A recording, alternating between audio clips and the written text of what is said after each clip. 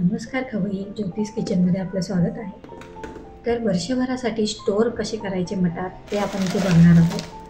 ते हे माझे गेल्या वर्षीचे मटार आहेत, तेवढेच राहिलेले आहेत. तर बघा, अजूनही खराब झालेले नाही, किती व्यवस्थित राहिले आहेत ते. तर आपण मटार वर्षभरासाठी कसे स्टोअर करायचे ते बघणार आहोत.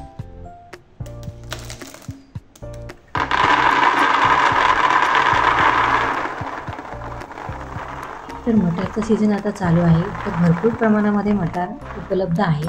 तर आपण ते स्टोअर कसे करायचे ते इथे बघणार आहोत. मी 5 किलो मटार इथे आणले होते. स्वच्छ सोलून मी इथे साफ करून घेतलेले आहे आणि मोठा मटार मी इथे घेतलेला आहे. 2 पद्धतीने आपण मटार कसे स्टोअर करू शकतो ते पद्धत मी तुम्हाला इथे सांगणार आहे. 2 भांड्यामध्ये मी अर्धे अर्धे करून घेतले होते. ह्यातले आपल्याला बारीक जे मटार असतात ते साईडला काढायचे आहे. यामध्ये त्याचा वापर करायचा नाहीये.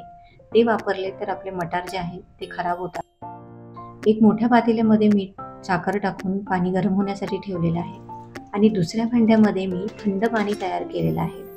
तर मोठं भांडं आपल्याला इथे वापरायचं आहे आणि त्यात भरपूर असे बर्फाचे तुकडे आपल्याला इथे वापरायचे आहेत.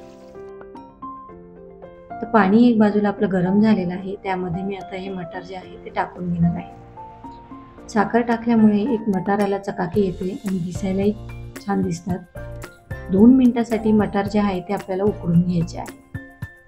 त्यामध्ये थोडासा कचरा वगैरे जर आला असेल तर छोट्या चाळणीने तुम्ही ते काढून साईडला टाकू शकतात. मटार उकडले गेलेले आहे, तर ते लगेच आपल्याला थंड पाण्यामध्ये टाकून घ्यायचे आहे. 2च मिनिटासाठी आपल्याला हे गरम पाण्यामध्ये ठेवायचे आहे. त्यानंतर ते लगेच थंड पाण्यामध्ये आपल्याला काढून घ्यायचे आहे, जेणेकरून त्याची प्रोसेस जी आहे शिजण्याची ती बंद होते किंवा कमी होते आणि शिजला जात नाही. तर आपल्याला एका चाळणीमध्ये तो काढून घ्यायचा आहे. एका बाजूला मी मोठा कपडा टाकलेला आहे, त्यावर आपल्याला हे पसरून घ्यायचे आहे. तर हे बघा, एक मोठा कपडा मी इथे टाकलेला आहे. तुम्ही साडीवर वगैरे कुठल्याही कपड्यावर कॉटनच्या टाकू शकतात.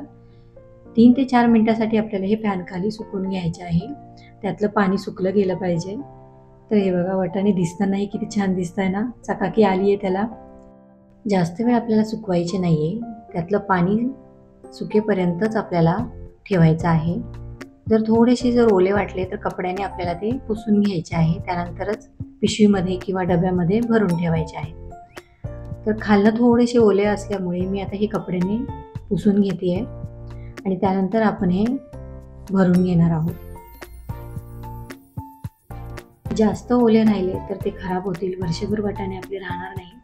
तर इथे छान प्रकारे सुकले गेलेले आहेत. एका झिपलॉक बॅगमध्ये मी हे भरून घेणार आहे. छोट्या पॅचमध्ये जर तुम्ही भरले तर बाकीचा जो वाटाणा आहे तो लवकर खराब होत नाही. जेव्हा लागतील तेव्हा एक पिशवी काढायची आणि त्यातलेच वाटाणे जे आहेत ते वापरायचे. तर ह्या पिशवीमध्ये हे भरून घेतले, त्यातले आपल्याला हवा काढून घ्यायची आहे आणि आता उरलेले जे आहे मी ते एका डब्यामध्ये भरून घेणार आहे.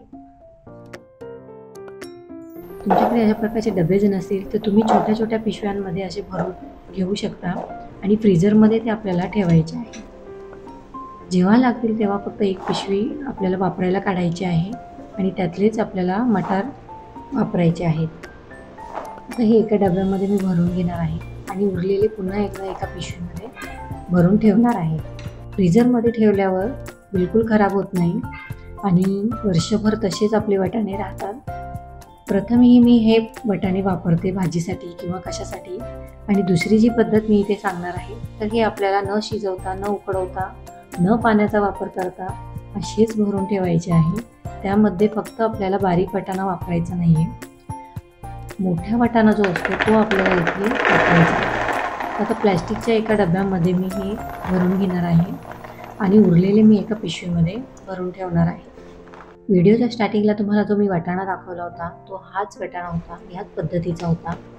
माझ्या वर्षापासून तो बिलकुल खराब झाला नाही, एकदम तसाच राहिलेला.